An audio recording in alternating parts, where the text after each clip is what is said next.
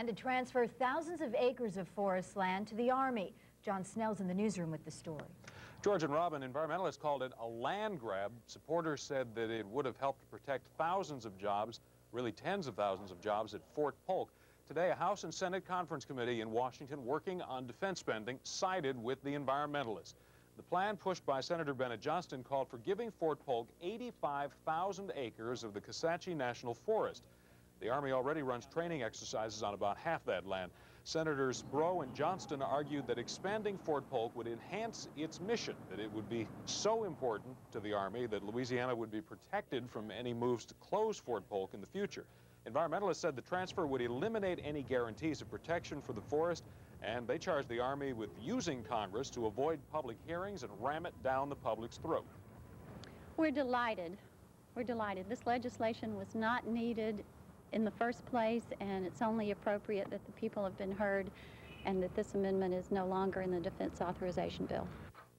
The break for environmentalists came when the Clinton administration stepped in today and essentially ordered a truce. It told the Army and the Forest Service to hold talks on how the Army could use the land for training without actually owning it.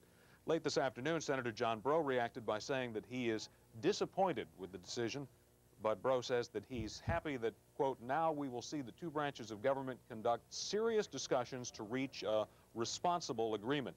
Environmentalists aren't exactly thrilled, we should point out, that there will be more training near Fort Polk in the future, but they say that this is probably about as big a victory as they could have expected.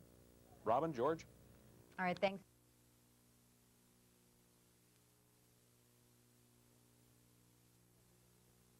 Worked out. Senator Bennett Johnston says he's afraid Fort Polk will close and cost Louisiana thousands of jobs. A House and Senate conference committee today rejected Johnston's plan to give to Fort Polk 80,000 acres of the Kisatchie National Forest. Environmentalists call Johnston's plan a land grab. The Clinton administration settled the controversy by telling the Army and the Forest Service to negotiate ways to allow the fort to make greater use of forest land without actually owning it. Environmentalists are happy with their victory, but a little worried about how much access the Army will get to the forest.